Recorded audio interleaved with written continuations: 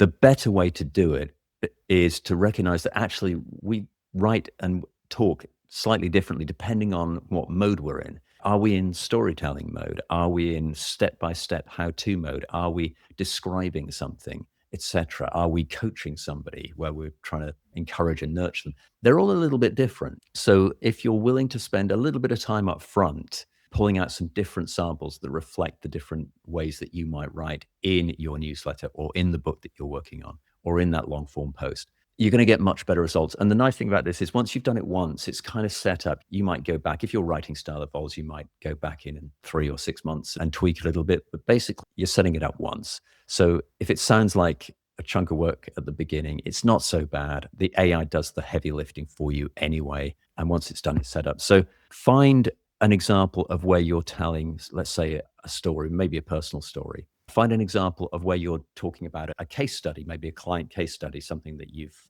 done with a client. Find a story where you're giving, let's say, there's a 3-step process and you're explaining that 3-step process. How do you do that? Maybe there's a time when you were writing a nurture email and trying to coach people. So find those different things, and then we're going to feed those into AI. And what I'm talking about here, this is worth mentioning here, it's kind of model agnostic. I get asked all the time, what's the best model to use? I've focused mainly on ChatGPT in the past. I'm using Claude more now. A lot of writers like Claude. Sometimes I'll run stuff through 2 or 3 different models and just select the best output or mix and match. But whether you're using Claude or Gemini or ChatGPT or something else, the building blocks for this are the same, which makes sense if you think about it. The large language models work in a similar way. We need to give it the same kind of foundational stuff, the same instructions. So find a number of writing samples. We're going to put that into the AI. We'll run a prompt which gets the AI to extract, first of all, the core voice. Okay, so these are different modes of writing. They're also sometimes referred to as registers, but it's the same thing. So, but there are going to be things that are common across all of them in terms of how you write. So the first step is to get the AI to extract what is common to all of those different types of writing. And then the second step is kind of an obvious step, is to extract the things that are specific to the different modes or the different registers. And the AI is going to do this for you. You do want to obviously review what it's given you and proof it, and you can quiz it and you can tweak things if you're not happy. So just as a little side note here, this is a really useful exercise, even if you didn't go ahead and build the bot, because you're going to get that really high quality, in-depth feedback from the AI on how you write. You'll see all the things that you're proud of and that you think are great and make you a great writer, a great communicator. And there might be some things in there which you didn't realize you do and you're not so happy with. Well, the good news is you can iterate in real time. Not only can you adjust what you put into the AI, but you can actually iterate your own actual writing style. So once you know you're making a mistake, you can build in a habit of not doing that thing or doing the thing that you were missing. And then you can tweak the instructions as well so that it more reflects how you want to write going forward. So it's a really useful exercise from that point of view.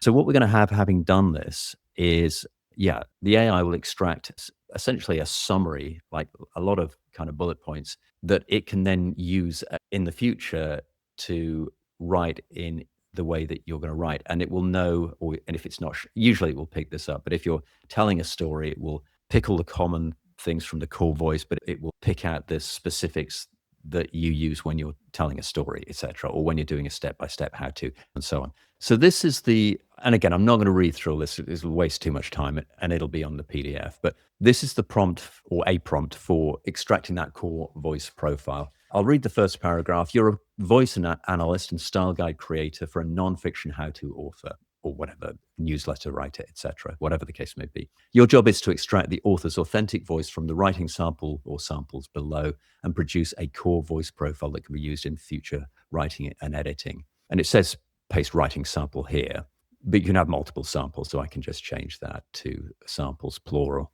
And you can just title them. This is me, literally, just plain English. This is me telling a story.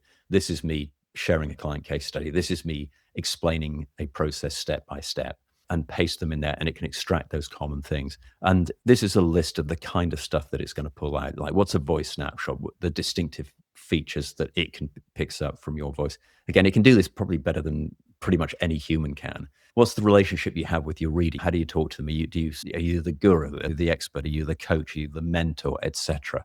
Again, I'm not going to go through all of these. They'll be on the PDF. What kind of vocabulary do you use? How do you like to explain things? Is it very detailed first? Do you open with a story and then go on from there? Do you use analogies, etc.? What sort of frameworks do you like to use?